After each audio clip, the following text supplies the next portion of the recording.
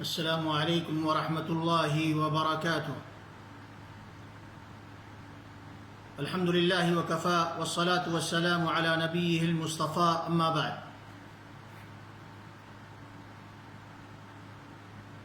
یقیناً ذی الحجہ کا مہینہ بڑی خیر اور بھلائیوں پر مبنی مہینہ ہے۔ اس مہینے کے اندر عبادت کی وہ تمام راہیں جو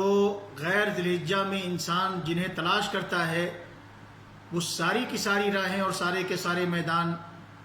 ماہ ذی الحجہ کے شروع کے 10 دنوں کے اندر ایمان والوں کو حاصل ہیں۔ اب یہ اور بات ہے، دیکھنا ہے کہ ہم میں سے کون نیکی اور خیر کے کاموں میں آگے بڑھنے کی کوشش کرتا ہے اور خیر اور بھلائی کے اس موسم سے فائدہ اٹھا کر اپنے دامن کو نیکیوں سے بھر لیتا ہے۔ اللہ رب العالمین مجھے بھی توفیق دے، میرے ناظرین اور مشاہدین کو بھی توفیق نصیب فرمائے۔ ذی الحجہ کے شروع کے 10 دن یہی وہ دن ہیں کہ بندہ ان کے اندر اگر نیکیوں کو، عبادتوں کو انجام دیتا ہے تو بندے کی وہ عبادتیں اور نیکیاں اللہ کی نگاہ میں ان دنوں کے علاوہ باقی دنوں کے اندر اگر انہی نیکیوں کو بندہ انجام دے تو ان سے بہتر اور افضل ہوتی ہیں اور اللہ کے نزدیک زیادہ محبوب ہوتی ہیں۔ چنانچہ صحیح بخاری کے اندر ابن عباس رضی اللہ تعالیٰ عنہما سے مروی حدیث ہے، کہتے ہیں کہ اللہ کے رسول صلی اللہ علیہ وسلم نے فرمایا: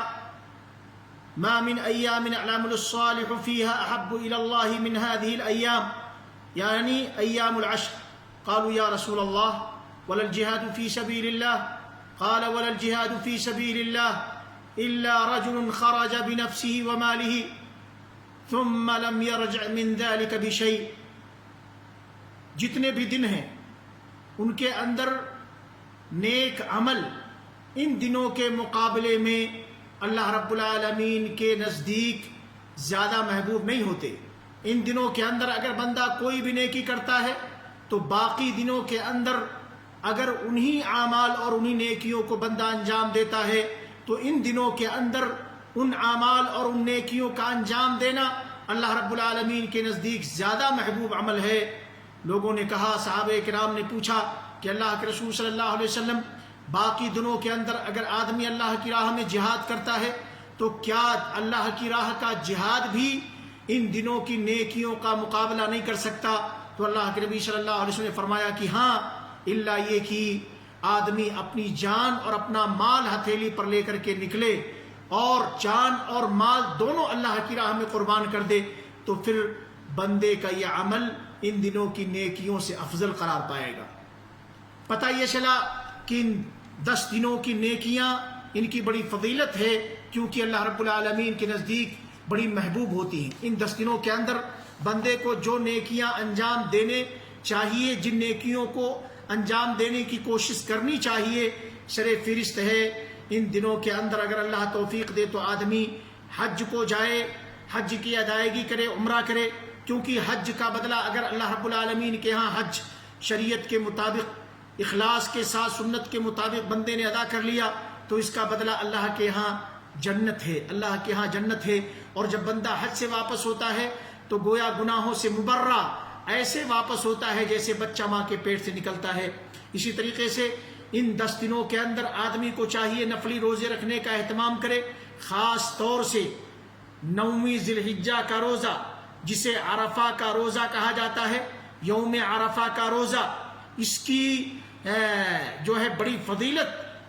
اللہ کے نبی صلی اللہ علیہ وسلم نے بیان کی ہے۔ چنانچہ صحیح مسلم اور صحیح مسلم کے علاوہ متعدد احادیث کی کتابوں میں یہ حدیث مذکور ہے۔ اللہ کے نبی صلی اللہ علیہ وسلم نے فرمایا ہے: صیام یوم عرفہ احتسب علی اللہ ان یکفر السنۃ التي قبلہ والسنۃ التي بعدہ، کہ عرفہ کے دن کا روزہ، عرفہ کے دن کا روزہ، صیام یوم عرفہ، عرفہ کے دن کا روزہ، میں اللہ کی ذات سے امید لگاتا ہوں کہ یہ پچھلے 1 سال کے گناہ اور اگلے 1 سال کے گناہ کے مٹانے کا ذریعہ بنے گا۔ پچھلے 1 سال کے گناہوں کا کفارہ اور اگلے آنے والے 1 سال کے گناہوں کا کفارہ بنے گا۔ اس حدیث کے راوی ابو قتادہ رضی اللہ تعالیٰ عنہ ہیں۔ یہ حدیث صحیح مسلم کے اندر موجود ہے، الجامع الصغیر کے اندر موجود ہے، ابو داؤد کے اندر، احمد کے اندر، ترمذی کے اندر، ابن ماجہ کے اندر اور متعدد کتابوں کے اندر یہ حدیث موجود ہے، حدیث صحیح ہے۔ پتہ یہ چلا کہ اگر آدمی ان 10 دنوں کی اہمیت کو سمجھ لے اور ان کے اندر نفلی روزے کا اہتمام کر لے اور خاص طور سے 9ویں ذی الحجہ کا روزہ رکھ لے جسے عرفہ کے دن کا روزہ کہا گیا ہے، تو پھر اس کا ثواب اتنا ہے کہ اس کے 2 سال کے گناہ مٹا دیے جاتے ہیں، 1 سال پچھلے اور 1 سال اگلے، 1 سال پچھلے اور 1 سال اگلے۔ اب سوال یہ ہے کہ یہ یوم عرفہ کا روزہ سعودیہ کے اندر معروف ہے، 9ویں ذی الحجہ کے دن جو ہے حاجی لوگ عرفہ کے میدان میں وقوف کرتے ہیں، تو یہ روزہ دراصل حاجیوں کے لیے نہیں ہے، یہ سنت حاجیوں کے لیے نہیں ہے، یہ مستحب عمل حاجیوں کے لیے نہیں ہے، بلکہ غیر حاجی وہ لوگ جو اپنے وطن میں ہیں، اپنے ملکوں کے اندر ہیں، اپنے گھروں کے اندر ہیں، جو حج کو نہیں آئے، ان کے لیے مستحب اور بہتر ہے کہ وہ 9ویں ذی الحجہ کا روزہ رکھیں، عرفہ کے دن کا روزہ رکھیں۔ اب سوال یہ ہے کہ وہ حضرات جو سعودیہ کے اندر ہیں یا جن ملکوں کے اندر سعودیہ کے اعتبار سے جو ہے روزے رکھے جاتے ہیں اور روزے توڑے جاتے ہیں، عید منائی جاتی ہے، تو ایسے ملکوں کے اندر تو کوئی مسئلہ نہیں، یہاں کے لوگ جب یہاں 9ویں ذی الحجہ کا اعلان ہوگا اس دن کو یوم عرفہ مانا جاتا ہے اور اس دن کا روزہ جو لوگ حج پر نہیں گئے ہیں وہ رکھیں گے، یہ بات کلیئر ہے۔ لیکن سوال یہ پیدا ہوتا ہے کہ وہ حضرات جو سعودیہ عربیہ سے دور مشرقی ممالک کے اندر پائے جاتے ہیں یا مغربی ممالک کے اندر اقصی کنارے کے اندر موجود ہیں اور جن کے یہاں نمازوں کا وقت، جن کے یہاں روزوں کا وقت، جن کے یہاں عیدوں کا وقت سعودیہ اور اس کے آس پاس کے علاقوں سے مختلف ہوتا ہے، کبھی کبھی 1 دن کا فرق ہو جاتا ہے، کبھی کبھی 2 دنوں کا فرق ہو جاتا ہے، ایسی صورت میں وہاں کے باشندے، وہاں کے اہل ایمان یہ عرفہ کے دن کا روزہ کس اعتبار سے رکھیں گے؟ سعودیہ میں جس دن 9ویں ذی الحجہ ہوگی اس دن وہ لوگ روزہ رکھیں گے، یا اپنے ملکوں کے 9ویں ذی الحجہ کا تعین کر کے جس طریقے سے وہ ساری تاریخ کو اور ساری عبادات کے جو ہے طور طریقوں کو، وہ سارے عبادات کے دنوں کو فکس کرتے ہیں اپنے ملکوں اور اپنے علاقوں کے جو ہے چاند کے اعتبار سے، اسی طریقے سے یہ 9ویں ذی الحجہ کا بھی تعین کریں گے اور یوم عرفہ کا روزہ اپنے ملکوں کے 9ویں ذی الحجہ کے اعتبار سے رکھیں گے۔ راجح بات یاد رہے، مسئلہ مختلف فی ہے، بعض لوگوں نے کہا ہے پوری دنیا کے لوگوں کو یوم عرفہ کے دن کی رعایت کرتے ہوئے جس دن حاجی حضرات عرفہ کے میدان میں وقوف کیے ہوئے ہوں گے اسی دن روزہ رکھنا چاہیے، لیکن اس پر عمل دراصل اگر آپ دیکھیں گے تو ذرا مشکل نظر آئے گی اور معاملہ پھنستا ہوا نظر آئے گا۔ سوال یہ ہے کہ اگر ہم نے یوم عرفہ کی رعایت کرتے ہوئے روزہ رکھا تو آپ بتائیں ان ممالک کے لوگوں کے لیے آپ کیا کہیں گے کہ جن کے یہاں عید 1 دن پہلے ہوتی ہے، عید الاضحیٰ 1 دن پہلے ہوتی ہے، جب سعودیہ کے اندر 9ویں ذی الحجہ ہوتی ہے، جب عرفہ کا دن ہوتا ہے تو اس دن جن ممالک کے اندر عید منائی جاتی ہے ان کے ہاں قربانی کا دن ہوتا ہے، کیا وہ لوگ قربانی کریں گے؟ کیا وہ لوگ عید منائیں گے؟ یا وہ لوگ 9ویں ذی الحجہ کے اعتبار سے، سعودیہ کی یوم عرفہ کے اعتبار سے اپنی 10ویں ذی الحجہ کو جو ہے یوم عرفہ کے اعتبار سے روزے کی حالت میں گزاریں گے؟ یاد رہے ہماری شریعت کی روح سے عید کے دنوں کے روزے رکھنا یہ حرام ہے، تب اب کوئی شخص یہ تو نہیں کہہ سکتا کہ نہیں بھائی ان کے یہاں عید وہ چھوڑ دیں اور عید کے دن روزہ رکھیں۔ تو اس لیے جس طریقے سے وہ حضرات جن کے یہاں 1 دن پہلے عید آتی ہے سعودیہ کے اعتبار سے وہ روزہ نہیں رکھ سکتے، اسی طریقے سے وہ مشرقی ممالک جو دور دراز علاقوں میں وہاں جو باشندے ہیں اور جن کا مطلع سعودیہ سے مختلف ہوتا ہے، جن کے یہاں جو ہے ساری چیزیں ایک دن پیچھے یا 2 دن پیچھے ہوتی ہیں. جب سعودیہ کے اندر 9ویں ذی الحجہ ہوتی ہے تو وہاں پر 8ویں ذی الحجہ ہوتی ہے. جب سعودیہ کے لوگ رمضان کے روزے رکھتے ہیں، پہلا رمضان شروع ہوتا ہے، ان کے ملکوں کے اندر پہلا روزہ نہیں ہوتا بلکہ 1 دن بعد یا 2 دن بعد ان کے ہاں روزہ رکھنا شروع ہوتا ہے. اور اسی طریقے سے سعودیہ کے نماز کے اوقات مختلف ہوتے ہیں اور ان کے ممالک کے اندر وہاں جو ہے سعودی اعتبار سے نمازوں کے ٹائم ٹیبل میں فرق ہوتا ہے. تو پھر ایسی صورت میں جس طریقے سے وہ اپنی دیگر عبادات کو اپنے ملکوں کی رویت کے اعتبار سے، اپنے ملکوں کے چاند کے دیکھنے کے اعتبار سے وہ جس طریقے سے اپنی تمام عبادات کو انجام دیتے ہیں، اسی طریقے سے 9ویں ذی الحجہ کا بھی اعتبار کریں گے اپنے ملکوں کے اعتبار سے. اور جس دن ان کے یہاں 9ویں ذی الحجہ ہوگی وہی عرفہ کا دن ہوگا ان کے ملکوں کے اعتبار سے. موجودہ زمانے نے جو آسانیاں پیدا کر دی ہیں میڈیا کی شکل میں، ساری دنیا دیکھ لیتی ہے کہ بھئی آج حاجی لوگ میدان میں عرفہ کے اکٹھا ہیں، یہ عرفہ کا دن ہے، اس کا اعتبار نہیں کیا جائے گا. بلکہ جس طریقے سے ان کے اپنی ساری چیزیں، ان کے رمضان کے روزے، ان کی عیدیں ایک دن آگے پیچھے ہوتی ہیں، اسی طریقے سے 9ویں ذی الحجہ کا بھی تعین ہوگا. اور جب ان کے ملکوں کے اندر 9ویں ذی الحجہ آئے تو 9ویں ذی الحجہ کو عرفہ کا دن مان کر کے وہ روزہ رکھیں گے. اور اس طریقے سے عرفہ کے دن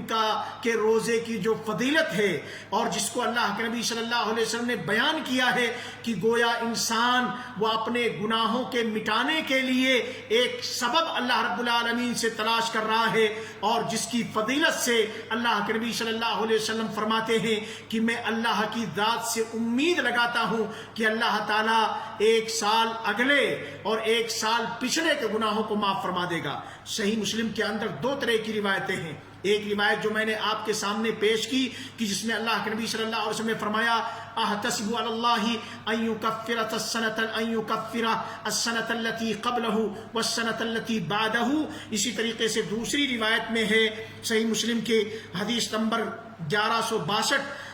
وسئل عن صوم یوم عرفہ کہ نبی اکرم صلی اللہ علیہ وسلم سے عرفہ کے دن کے روزے کے بارے میں سوال کیا گیا، پوچھا گیا. فقال تو آپ صلی اللہ علیہ وسلم نے فرمایا یکفر السنہ الماضیہ والباقیہ کہ یہ عرفہ کے دن کا روزہ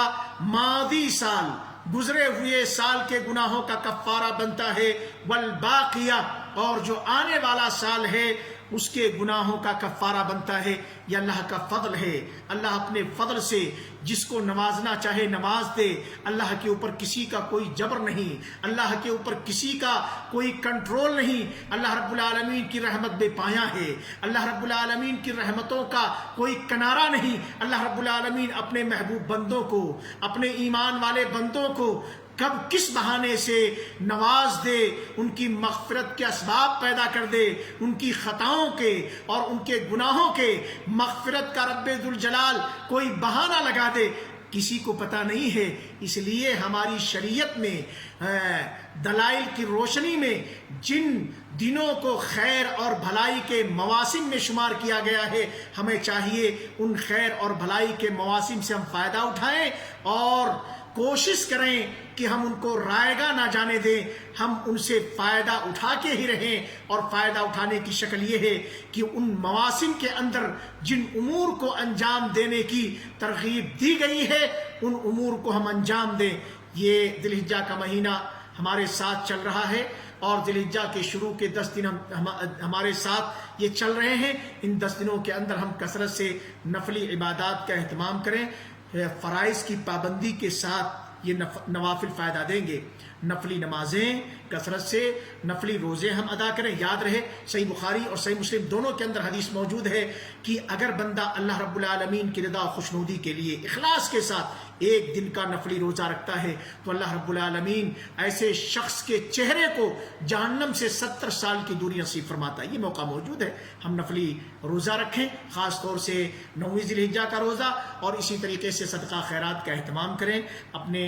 پاس پڑوس کا خیال رکھیں، اپنے رشتے ناتے کا خیال رکھیں، بھائی بہنوں کا خیال رکھیں، لوگوں سے بھلی بات کریں، بری باتوں سے لوگوں کو تنبیہ کریں۔ اللہ رب العالمین خیر اور بھلائی کے جتنے بھی میدان ہیں ان میں ہمیں آگے بڑھنے کی توفیق نصیب فرمائے، ایک دوسرے سے سبقت لے جانے کی توفیق نصیب فرمائے۔ اللہ رب العالمین اس موسم سے ہمیں بھرپور فائدہ اٹھانے کی توفیق نصیب فرمائے۔